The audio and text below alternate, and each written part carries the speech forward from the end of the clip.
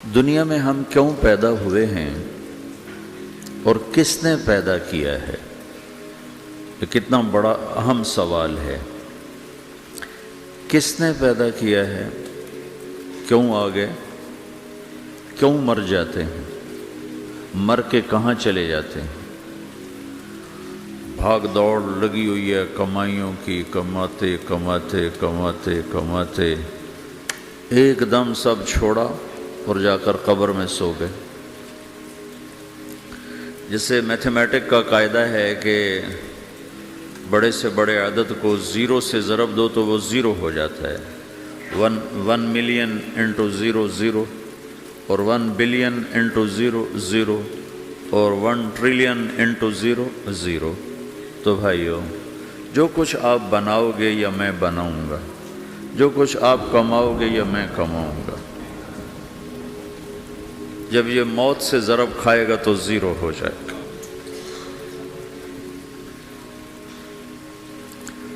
عزت، شہرت، دولت، بلندی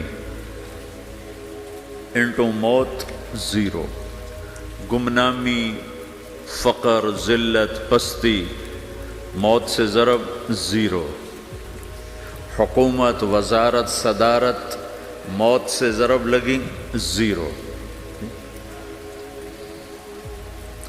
جھونپڑا، بیماری، غربت ضرب موت زیرو۔ میں مکہ میں تھا جب ملک فہد مرحوم فوت ہوئے۔ ملک فہد کی بڑی خدمت ہے مسجد نبوی اور حرم کے لیے۔ تو عصر کے بعد جنازہ تھا غائبانہ، تو وہاں اعلان ہوتا ہے الصلاۃ علی المیت۔ جب وہ جنازہ ہوتا ہے تو کہتے ہیں بھائی میت کی نماز کے لیے سب تیار ہو جاؤ۔ تو میرے ذہن میں تھا کہ آج ان کا بادشاہ مرا ہے، اس کو کیا کہیں گے؟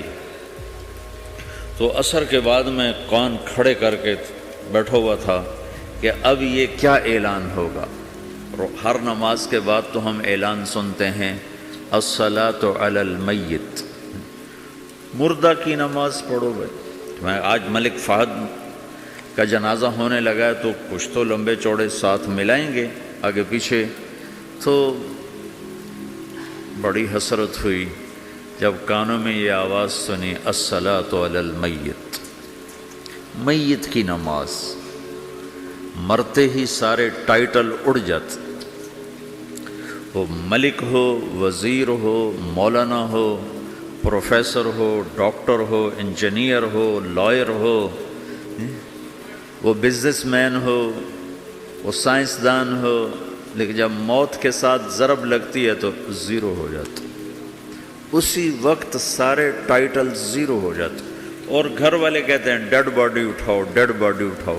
کوئی نہیں کہتا ابا کو اٹھاؤ، کوئی نہیں کہتا اماں کو اٹھاؤ، کوئی نہیں کہتا بھائی کو اٹھاؤ۔ میت اٹھاؤ بھائی، میت اٹھاؤ بھائی، ڈیڈ باڈی اٹھاؤ بھائی۔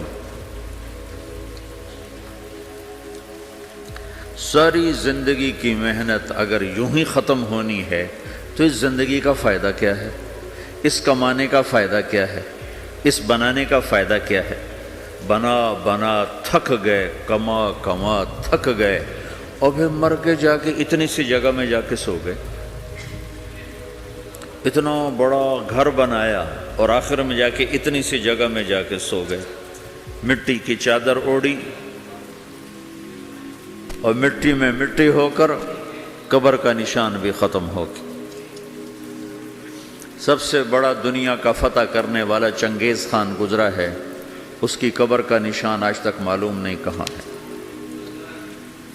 تو اب یہ میں نے سوال اٹھایا ہے کہ ہمیں کس نے بنایا، ہمیں کیوں بنایا، ہم سے کیا چاہتا ہے، موت کیا چیز ہے، موت کے بعد کچھ ہے یا زیرو ہے؟ ان سوالوں کا جواب دنیا میں کسی کے پاس کوئی نہیں۔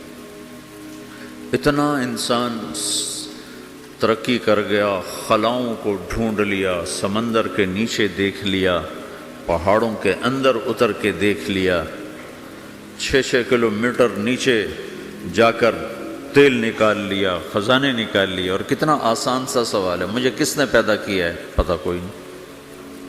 کیوں پیدا کیا ہے؟ پتہ کوئی نہیں۔ مر کیوں جاتے ہیں؟ پتہ کوئی نہیں۔ موت کس سے کہتے ہیں؟ میڈیکل سائنس میں موت کس سے کہتے ہیں؟ اس کے 200 جواب ہیں کہ موت شاید یہ ہے، شاید یہ ہے، شاید یہ ہے، شاید یہ ہے، اور اس میں سے ایک بات بھی ٹھیک نہیں، کیونکہ انسان کا علم یہاں آ کے ختم ہو جاتا۔ 4 مہینے کے بعد زندگی کیسے شروع ہو جاتی ہے؟ بچہ کیوں حرکت میں آ جاتا ہے؟ وہ کیوں اس کے اندر زندگی دوڑنے لگتی ہے؟ وہ 4 مہینے کے بعد کیا ہوتا ہے؟ کیا چیز اندر جاتی ہے جس سے یہ سب کچھ ہو جاتا ہے؟ پھر ایک دم انسان چلتا پھرتا ختم ہو جاتا ہے، اندر میں سے کیا نکلا ہے؟ پھر جب اس کو ہم قبر کے سپرد کر رہے ہیں، ہندو جلا دیتے ہیں،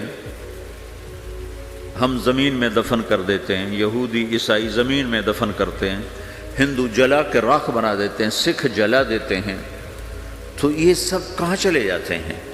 راکھ بن کے اڑ گئے، کہاں گئے؟ مٹی میں جا کے بھی مٹی ہو گئے، کچھ عرصے کے بعد قبر کھودو تو تھوڑی سی مٹی پڑی ہوگی اور کچھ بھی نہیں۔ تو اتنے بڑے اہم سوالات ہیں،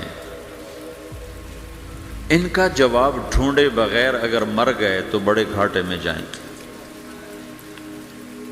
جو لوٹ آئیں تو کچھ کہنا نہیں، بس دیکھنا انہیں غور سے، جنہیں منزلوں پہ خبر ہوئی کہ یہ راستہ کوئی اور تھا۔ ساری زندگی چل چل چل چل چل، جب پہنچے جسے منزل سمجھا تھا وہاں پہنچے تو پتہ چلا میں تو غلط آ گیا، واپس جانے کا وقت ہی کوئی نہیں، شام ہو چکی۔ تو بھائیو، ان سوالوں کا جواب بنانے والے نے خود دیا ہے۔ اتنی بڑی کائنات ہے، کس نے بنائی؟ اتنے بڑے دو بڑے سمندروں کے کناروں پر آپ بیٹھے ہوئے ہیں، ایک طرف آپ کے پیسیفک ہے، ایک طرف